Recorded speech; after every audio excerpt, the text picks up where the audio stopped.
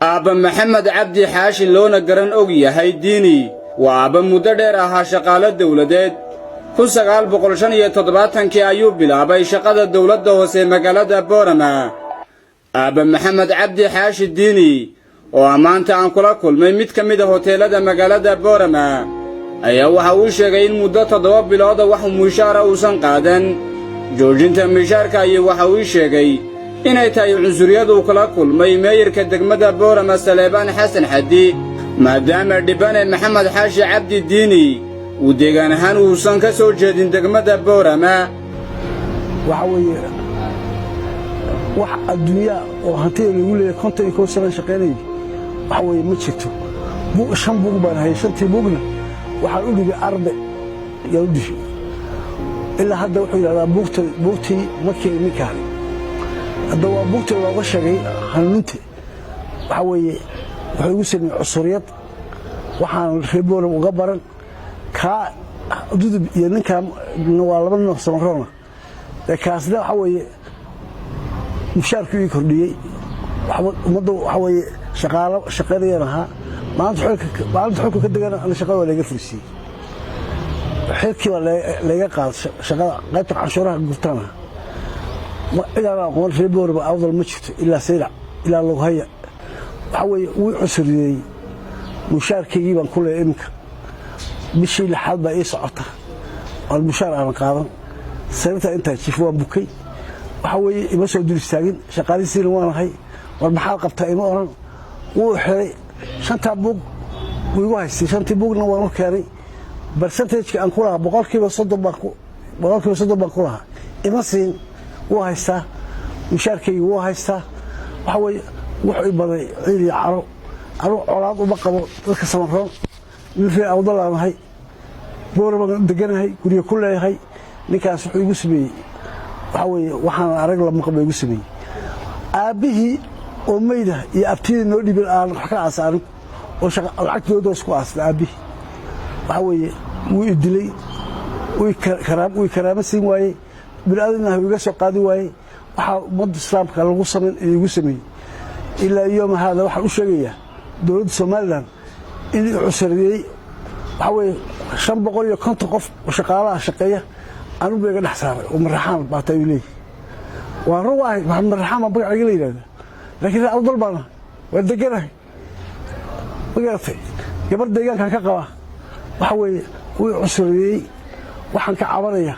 waxa weeye intaas soo mushaarkaygii oo waayay percentage aan ku lahaa lacagta laga siin waa la cusriyay ciidi carar la jifa waxa weeye wiligiina waxa weeye ninka shaqaalaha ugu horeeyana 1975 baan shaqada ka bilaabay 1975 ka bilaabay shaqada waxaan ka shaqeeyay la immigration officer banka waxaan ka shaqeeyay Hargeysa loo hayanka taliyaan loo soo darka wajaalanka waxa weeye intaas soo shaqeeyay antii 75 baan shaqeeyay shaqada bilaab ilaa yoom hada waa shaqeeya waxaan ku sheegay la qaado daro intaasoo kaliya ma ahayn sidoo kale aabba cabdi xaashi diini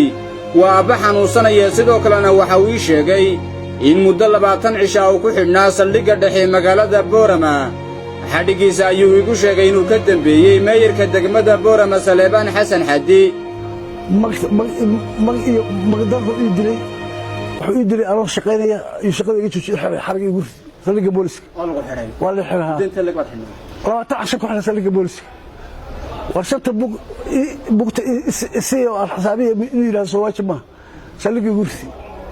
waxa ku sheegaya waxa weeye arxan male marka dambe ayaa ku soo daayay mar haddii soo waxa ay soo daayay jaamac la yiraahdo jaamac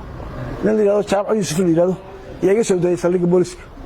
Cabdiqaadir iyo Cabdiwahaab oo kamid ah dhalinyarada magaalada Boorama oo iyaguna goobtaasi joogay ayaa waxay si dareen leh uga hadleen dhibaatada haysata aabahan waxaana ka dhawaajiyeen wuxuu noo sheegay maxamed cabdi xaashi inuu ka soo jeedo dhalasho ahaan degmada Caabudwa laakiin uu Boorama inta oo dhan ku barbaaray qof Soomaaliyeed oo muwaadin Soomaaliyeed ah dawladda hoosena ka hawlgeliyay muddada inta 75 ilaa maanta ahna nin reer Boorama oo rasmi ku ah oo degan oo xaaskiisa iyo carruurtiisuba reer Boorama yihiin waxa nasiib darra halkan isagoo ku ooyo oo ilintu ka socotaan kula kulanay wuxuu noo sheegay inuu 7 bilood mishaarkiisii dawladda hoose una siin maayirku oo hayb soocay oo midabta kooray waa nasiib darro in degmo la hormariyo suugaseen reer awdal iyo reer Boorama de duqaydii baa soo soo wilmaynaysa ninka duqaydii ka ilmaynayso umalayn ma inuu degmo hor sida uu noo sheegay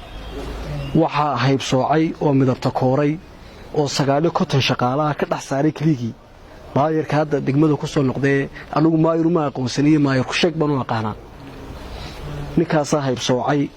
waxaan bartan kula kulanay isagoo ooyaya oo ilmadu ka daayso anagu rajo iyo ifafaale kama qabno maayirkan waqti xaadirka waqtigiisu gabaabsiga galay waa Imraan